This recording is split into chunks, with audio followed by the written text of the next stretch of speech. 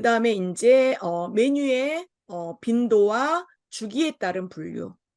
그래서 요거는 여러분들이 이제 알기 쉽게 지금 학생 식당들 거의 다 이용하실 거예요. 안 가는 학생도 있겠지만 뭐 다니는 학교의 바깥에 있는 외식업체를 가는 학생들도 있겠지만 대다수의 학생은 학식을 먹는 경우가 많을 거예요.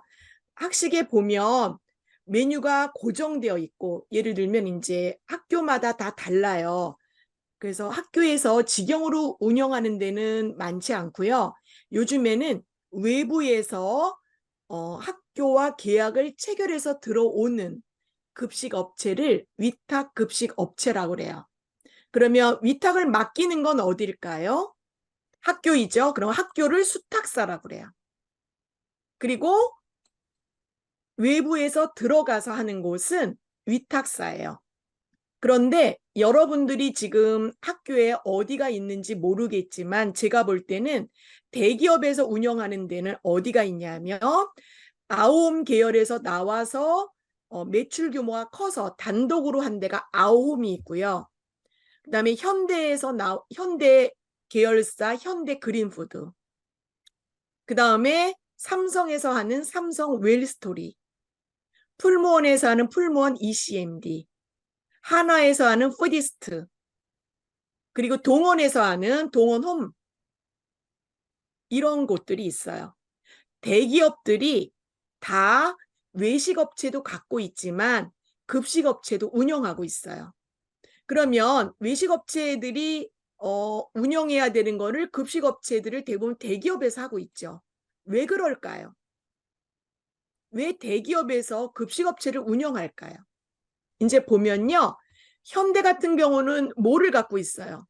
백화점을 갖고 있죠. 그 다음에 신세계는 뭐를 갖고 있어요? 이마트 있죠. 그럼 거기에는 뭐가 들어갈까요? 식자재가 최고로 많이 들어가죠. 그러면 식자재를 다량의 것을 저렴한 단가로 납품할 수가 있다는 거죠. 회사끼리, 자기네 계열사끼리. 그래서 현대에서는 현대 백화점에 들어가는 구매 라인을 통해서 식자재를 공급해서 급식업체를 현대 그린푸드를 만들어서 외식업체를 운영하고 있는 거예요. 그래서 학생들 학교 중에 현대 그린푸드에서 들어가는 학교도 있을 거예요. 삼성 웰스토리, 아홈, 여기가 제일 많을 거예요 아마. 그런 곳은 메뉴가 고정돼 있는 곳이 있고요. 그 다음에 하나는 계속 고정돼 있어요. 예를 들면 우리나라 사람들이 제일 좋아하는 게 뭘까요? 밥이죠. 그러니까 밥, 국, 반찬. 하나의 고정된 메뉴에다가 또는 특식, 어느 날은 파스타, 어느 날은 돈가스, 정식 이런 식으로 해주는 거. 그래서 여기서 말하는 고정 메뉴, 하나로 고정되어 있는 메뉴. 그러면 외식업체에서 고정 메뉴로 되는 데는 어디가 있을까요? 예를 들면 프랜차이즈 중에 어느 곳이 있을까요? 뭐 예를 들면 여러분들 나주곰탕, 그 다음에 육개장 뭐 이런 곳들 있잖아요. 그 메뉴만. 그래서 고정 메뉴. 그래서 이런 것들은 일정 기간 계속되기 때문에 원가가 절감되고 그 다음에 그거를 계속 만들죠. 그럼 어떻게 돼요? 조리원들의 스킬이 익숙해지죠. 익숙해지면 맨 처음에 들어왔던 직원은 하루에 50식을 담당했는데 그 다음에 한 달 되고 나서 70식을 담당해요. 그럼 50식 담당한 사람과 70식 담당한 사람은 생산성이 누가 높아요? 70식. 그래서 고정 메뉴는 계속적으로 음식을 제공하기 때문에 원가와 생산성이 절감될 수 있다. 그 다음에 어떤 장점이 있을까요? 한 가지 메뉴만 팔아요. 우리 학교 앞에는 삼계탕집이 있어요. 그래서 줄 서서 먹어요. 유명하죠. 예전에 대통령이 먹었다 그래서 지금도 이제 청와대가 이전을 해서 용산으로 갔는데 그리고 예전 분들이 많이 와서 드세요. 그런데 그 외식 업체는 그것만 팔아요. 삼계탕만. 그러면 어떨까요? 삼계탕 매니아들이 오는 거예요. 그 다음에 삼복더위에 계속 오고 중국 관광객, 일본 관광객들이 인스타를 보고 와요. 이러면 생산성이라든가 이런 것들이 대단히 높아질 수 있다. 그러면 회전율도 높아지죠. 매출이 높아지죠. 그래서 그분들은 우리 학교 근처에 있는 그 삼계탕 집은 우리 학교 근처에 모든 빌딩을 다 갖고 있는 이 정도로 부를 축적한 거예요. 그래서 외식이 한번 경영을 잘하면 엄청난 부를 축적할 수 있다. 그래서 외식이 기업들이 많이 하고 있는 거죠. 그 다음에 이제 순환 메뉴는 사이클 메뉴. 여러분들이 학식 먹으러 가면 매번 음식이 바뀌는 곳이 있어요. 똑같은 밥이 아니라 반찬 이런 게 늘 바뀌어요. 이거를 사이클 메뉴라고 그래요. 그래서 사이클 메뉴는 순환 메뉴라 해서 주기적으로. 그다음에 여러분들이 나중에 이제 취업해서 신입사원 때 연수를 받게 되면 연수원에 들어가요. 연수원에 예를 들어서 일주일 연수 받는다. 그럼 일주일 동안 연수 받는 동안의 음식이 그대로 사이클로 돌아가는 거. 이거를 순환 메뉴라고 한다. 내가 가는 외식 업체다. 내가 이제 미혼인데 나는 어느 음식점을 계속 가요. 그쵸? 좋아하는 음식이에요. 그러면 일주가 좋을 것 같은데 여러분들이 학생 식당에서 음식을 먹어요. 그러면 여기는 특정인들이 먹는 거죠.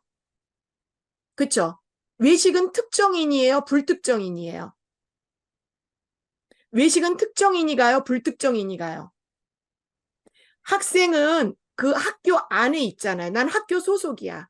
그럼 특정인이야. 늘 가는 사람이야. 그쵸? 근데 외식업체는 여러분들이 매일 에브리데이 가요? 아니면 어쩌다가 가요? 어쩌다 가죠. 그쵸? 그래서 급식은 학생 식당은 특정인이 가요.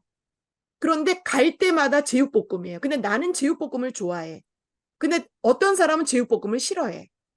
그래서 대부분 사이클 메뉴는 좋아하는 메뉴는 사이클을 빠르게 오게 한다.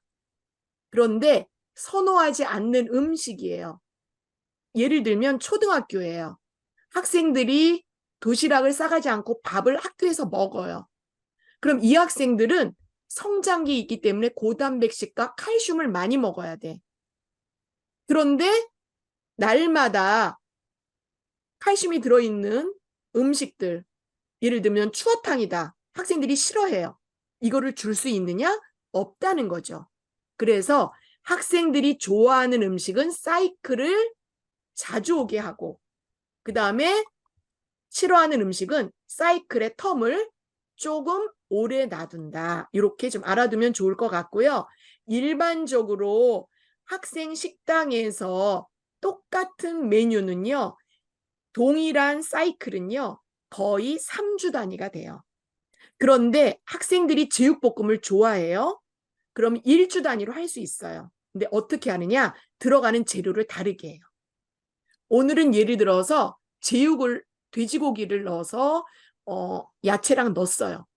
근데 그 다음 주에는 제육에다가 야채 넣은 걸 똑같은 야채가 아니라 다른 야채를 넣는다든가 오징어를 넣어준다든가 이렇게 변화를 줘야 된다.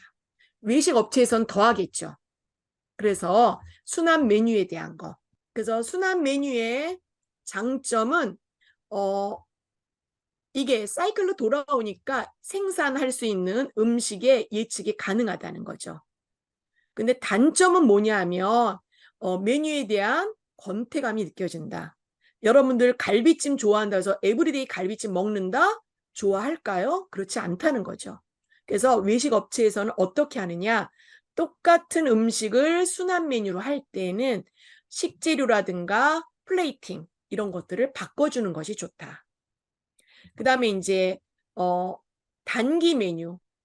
그래서 단기 메뉴 중에 여러분들 뭐 주방장 오늘의 메뉴, 오늘의 커피 뭐 이런 거 있잖아요. 이런 것들. 그래서 이런 것들은 오늘의 메뉴 같은 경우는 대부분 어떤 거냐 하면요. 예를 들어서 어제 식재료를 썼어요. 조금 남았어. 그런데 주방장이 조리 테크닉이 좋아. 그런데 이거를 오늘의 메뉴로 해서 개발해서 넣는 경우도 있다. 그런데 이거는 오늘의 메뉴는 그 주방장이 또는 그 업체에서 하나의 메뉴 이런 것들에 활력을 줄 때 활용할 수 있다. 그다음에 예를 들면 계절적인 거잖아요. 그러면 여러분들 굴이 나오는 11월이에요. 그쵸? 그러면 굴 요리 이런 것들을 넣어준다든가. 그 다음에 또 그 꼬막이 나오는 철이다. 그러면 꼬막 이런 것들을 이용해서 단기 메뉴로 쓰는 경우도 있다.